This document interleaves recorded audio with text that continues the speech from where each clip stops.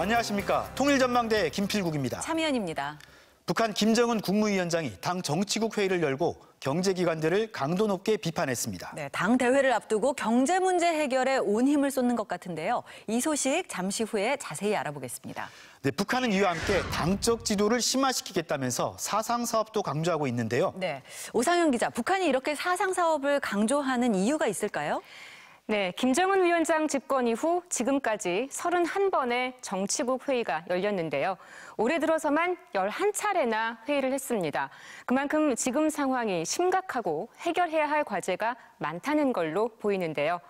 북한은 난관이 만만치 않다면서 영도 체계를 철저히 세워야 한다고 강조했습니다. 당 사상 사업 부문을 개선 강화하기 위하여 해당한 문제들을 심의하고 조직 기구적 문제를 승인했습니다. 우리 정부 당국자는 북한이 이렇게 사상 사업을 강조하는 건 국경 봉쇄 등에 따른 어려운 환경에서 기강을 잡고 살아가기 위한 거라고 분석했습니다. 코로나19 방역과 관련된 북한 조치는 한층 더 강화된 것 같습니다. 네, 북한은 최근 방역 등급을 최고 수준인 초특급으로 격상했는데요. 목욕탕이나 상점 같은 시설 영업을 중단하고 평양시로 들어서는 입구마다 오가는 사람들의 체온을 재고 물자도 소독하면서 방역에 총력을 기울이고 있습니다.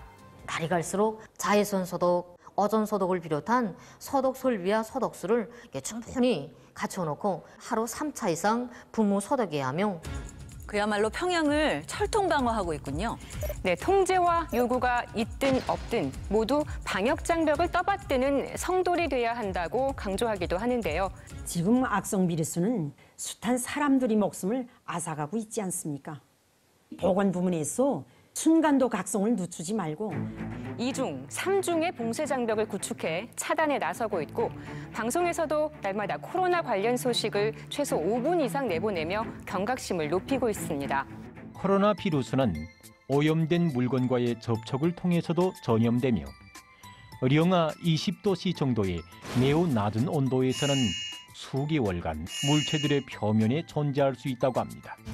네, 한동안 북한 방송에서 김 위원장 흡연 장면이 안 나왔었는데 이번엔 핀 것 같아요.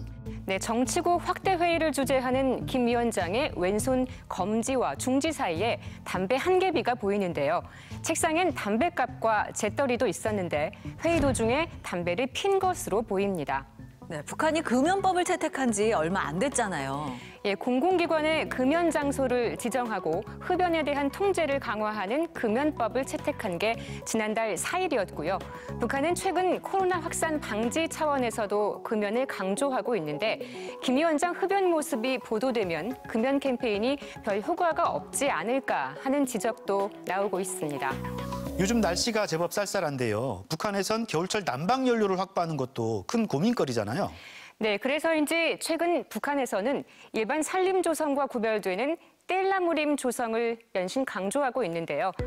남한에서는 묘지를 훼손한다는 이유 등으로 기피하는 아카시아 나무 심기도 적극 권장하고 있습니다.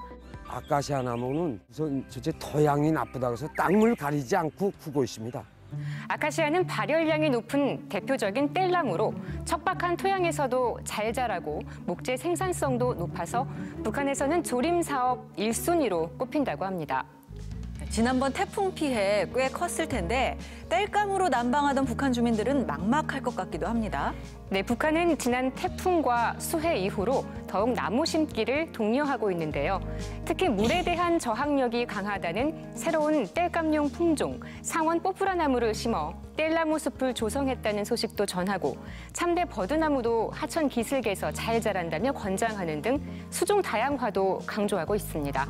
나무 심을 결심을 하고 그래서 이게 이 강하촌에 맞는 그 수종이 뭘 것인가 그것도 많이 연구했습니다.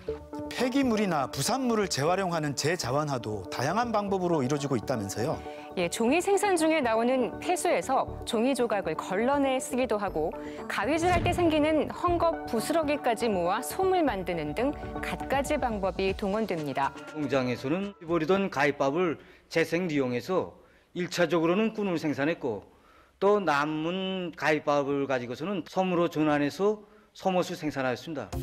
의료용품을 만들려 남은 자투리를 화분으로 활용해 온실 농사를 짓는 공장도 소개됐고요. 버리는 것 없이 모든 자원을 최대한 활용하는 데 안간 힘을 쓰고 있습니다. 네, 오상현 기자 잘 들었습니다.